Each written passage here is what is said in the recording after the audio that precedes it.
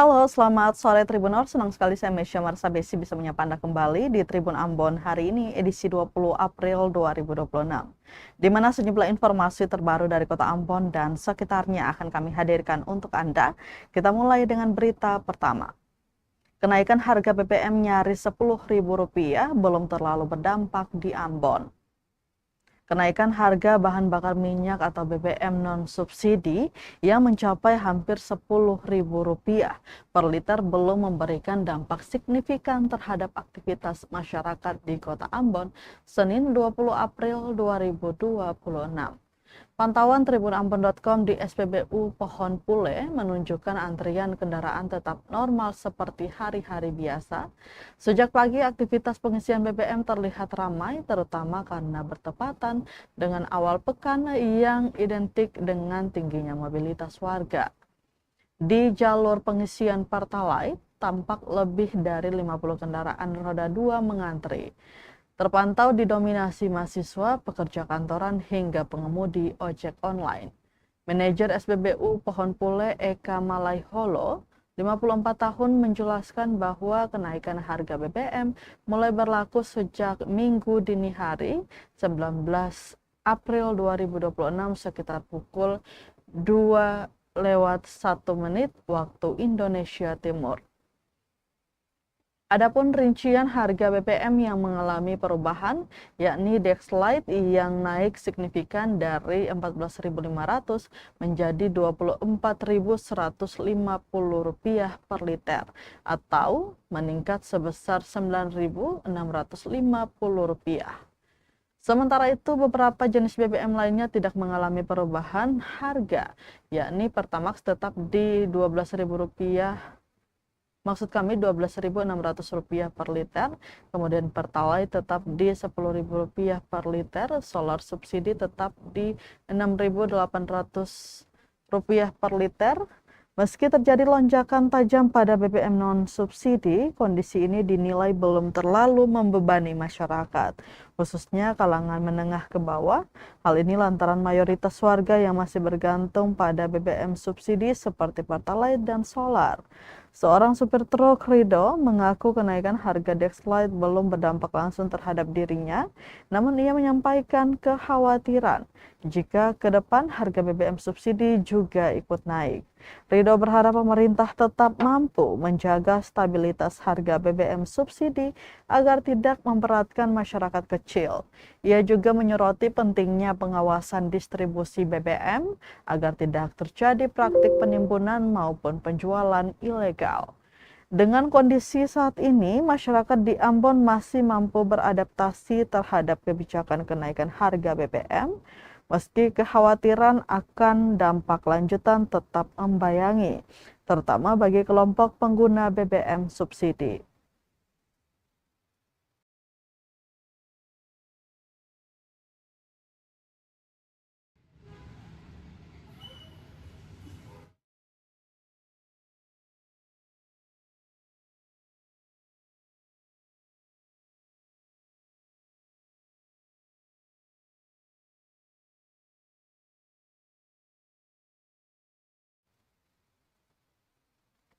Berita selanjutnya, Tribuners, Trian bawa luka jadi karya.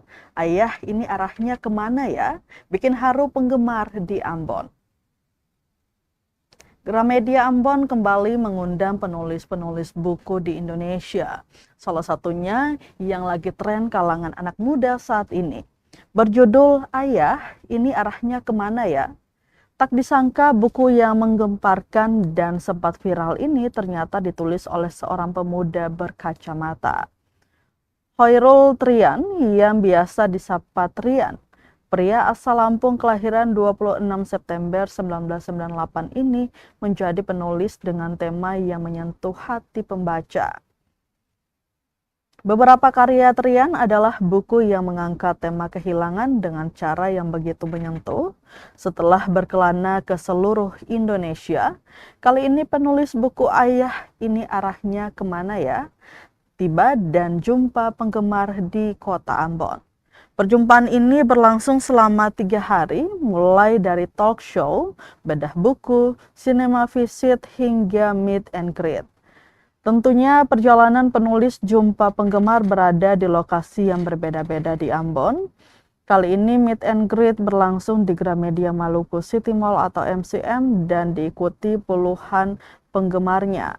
Sesi ini yang pastinya banyak ditunggu-tunggu semua pembaca, yaitu curhat dan bertanya. Pantauan tribunambon.com Sabtu 18 April 2026, pertemuan ini dihadiri dari berbagai kalangan sambil duduk melantai, penulis dan penggemar berhadapan sembari mendengar alkisahnya.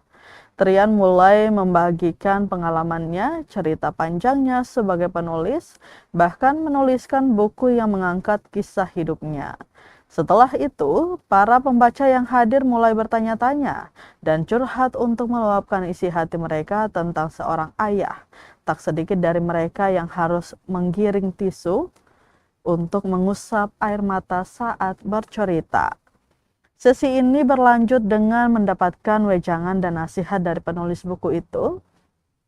Buku Ayah Ini Arahnya Kemana Ya? Merupakan sebuah kisah hidup yang nyata. Perjalanan emosional ini dirasakan langsung oleh penulisnya Hoirul Trian yang kehilangan sosok ayah atau fatherless sejak kecil. Buku ini menarasikan kerinduan, kebingungan, dan pencarian makna hidup tanpa arah dari sang ayah. Sekaligus upaya Trian berdamai dengan masa lalu dan trauma kehilangan. Kini buku yang dituliskannya sudah disajikan dalam bentuk film yang telah dimodifikasi. Proses pembuatan buku dan film ini juga memakan waktu yang cukup lama. Dia bersyukur semua tahapan dan prosesnya telah dilalui hingga dapat ditayangkan kepada semua orang. Tak lupa ia mengucapkan terima kasih kepada pembaca yang sudah membaca dan menonton hasil karyanya. Hal ini yang membuatnya ingin sekali menyapa dan berjumpa dengan pembaca bukunya di seluruh Indonesia. Trian mulai melakukan perjalanannya saat di kota Ambon setelah beberapa tempat sebelumnya sempat ia kunjungi. Namun ini bukan soal sekedar jalan-jalan, tetapi rasa kecintaannya kepada semua pembaca bukunya. Perjalanan yang begitu singkat namun menyentuh hati sama seperti bukunya. Pertama kali tiba di Ambon, kata Trian yang paling suka adalah laut. Menurutnya panorama alam terutama laut sangat indah membuatnya susah move on. Buku dengan tebal 164 halaman itu bergenre melodrama yang mengisahkan perjalanan emosional seorang anak yang kehilangan sosok ayah atau isu fatherless yang menyebabkan dia harus berfokus pada kesepian, kebingungan, dan pencarian makna hidup tanpa bimbingan sosok ayah. Konflik batin ketika seorang anak harus kehilangan figur ayah yang memberikan arah hidup. Setelah berada dalam tanda tanya kehidupan yang besar, buku ini menjadi teman untuk menemukan kembali arah hidup meski dalam ketidakpastian. Meski mengusung tema yang sedikit berat namun sangat menyentuh hati kalangan Gen Z saat ini. Buku ini menyajikan percakapan-percakapan serta refleksi yang mengajak pembaca untuk menunjukkan kembali perjalanan hidup mereka. Namun buku ini mengajarkan keberlanjutan hidup meski penuh tantangan, emosi pembaca akan dibawa naik turun hingga akhirnya bisa mencapai titik ikhlas dalam menerima perjalanan hidup. Buku ini juga mengajarkan betapa berharganya sosok ayah sebagai panutan dan pentingnya bersyukur jika mereka masih ada.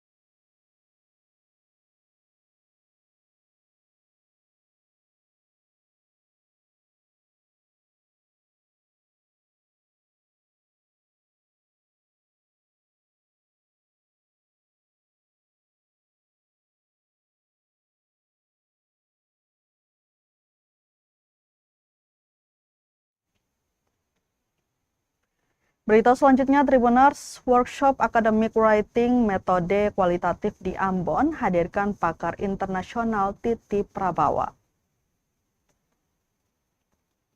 Upaya meningkatkan kualitas penulisan ilmiah terus didorong kalangan akademisi di Kota Ambon. Salah satunya melalui kegiatan Academic Writing metode kualitatif yang digelar di ruang meeting Zest Hotel Ambon, Senin 20 April 2026. Kegiatan ini merupakan hasil kolaborasi antara Pusat Studi Perekonomian Masyarakat Kepulauan Universitas Patimura bersama mahasiswa alumni Program Magister Ekonomi Pembangunan atau EPP Angkatan 2024. Workshop tersebut diikuti oleh mahasiswa alumni Fakultas Ekonomi dan Bisnis atau FEB Universitas Patimura serta para akademisi di Kota Ambon.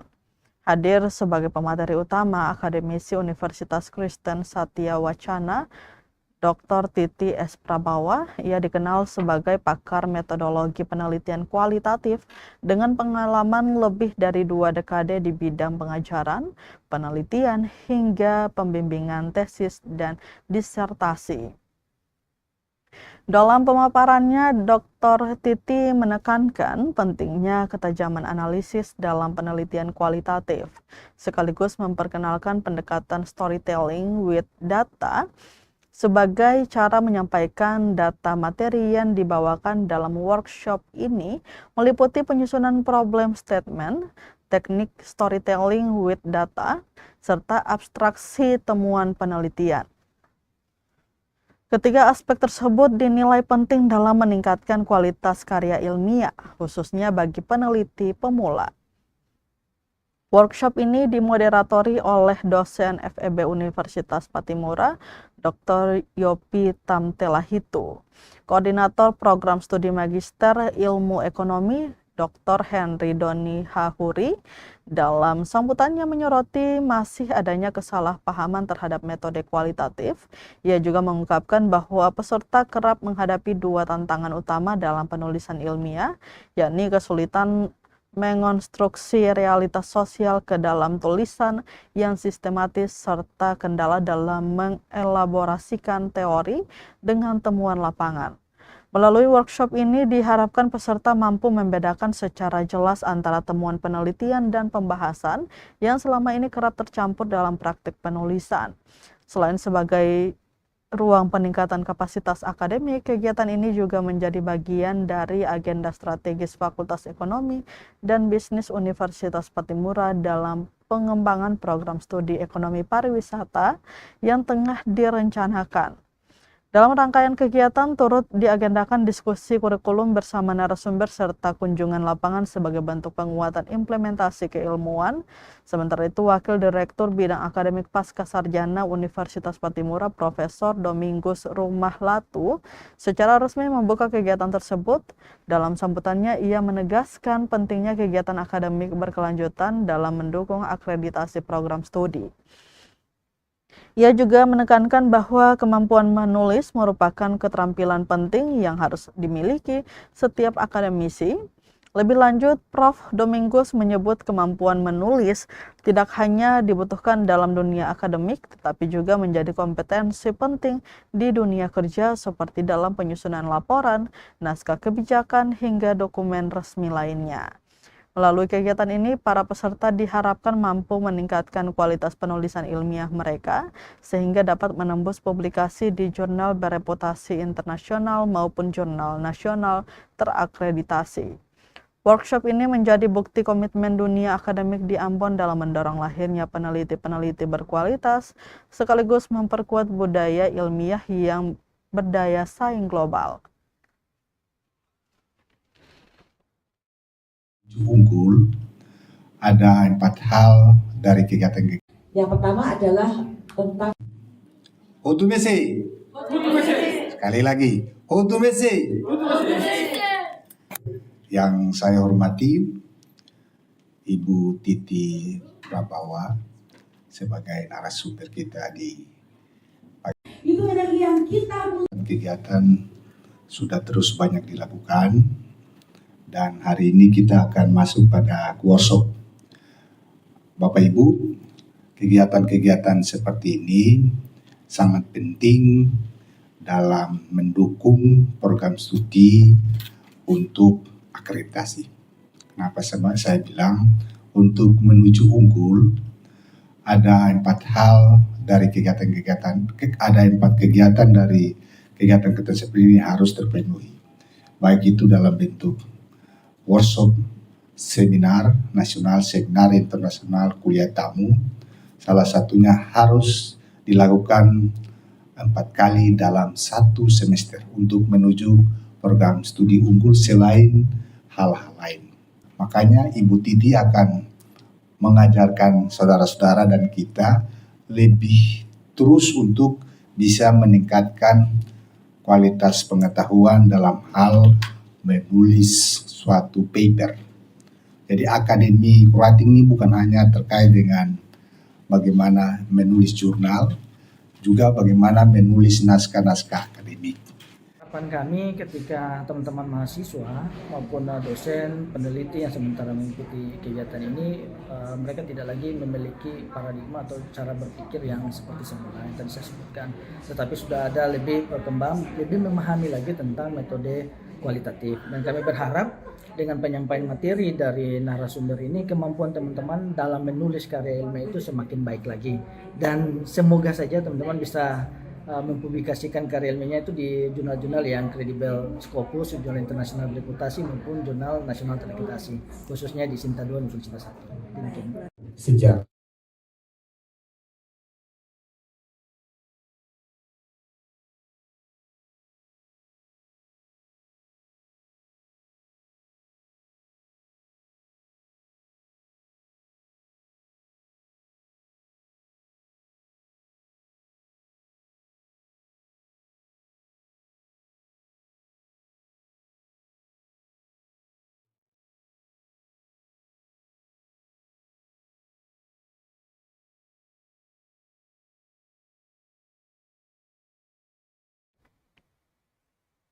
Kita ke berita terakhir, Tribuners. Menteri Bahlil beri deadline 1 minggu ke SKK Migas selesaikan gaji 94 karyawan PT Carles. Menteri Energi dan Sumber Daya Mineral atau SDM Bahlil Lahadalia memberikan tenggat waktu kepada SKK Migas untuk menyelesaikan tunggakan gaji 94 karyawan PT Carles Petroleum Seram Limited. Instruksi tersebut disampaikan langsung dalam forum retret Ketua DPRD se-Indonesia di Kompleks Akademi Militer Kamis 16 April 2026. Bahlil secara khusus meminta kepada SKK Migas Joko Siswanto untuk segera menuntaskan persoalan tersebut. Ia menekankan pembayaran hak-hak karyawan harus menjadi prioritas utama. Selain itu, Bahlil juga meminta Ketua DPRD SPT Risman Sibualamo yang hadir dalam agenda tersebut agar tak langsung kembali ke kabupaten, melainkan ke Jakarta guna koordinasi lanjutan. Langkah ini diambil guna memastikan proses penyelesaian berjalan cepat dan terkoordinasi dengan baik di tingkat pusat. Bahlil juga membuka kemungkinan adanya investor baru untuk menggantikan perusahaan yang dinilai tidak optimal. Ia bahkan memberi sinyal akan adanya tindakan tegas jika masalah tidak diselesaikan dalam batas waktu yang telah ditentukan. Dengan adanya deadline 1 minggu tersebut, pemerintah pusat menunjukkan komitmen serius dalam melindungi hak pekerja sekaligus menata kembali pengelolaan sektor migas di Blok Bula.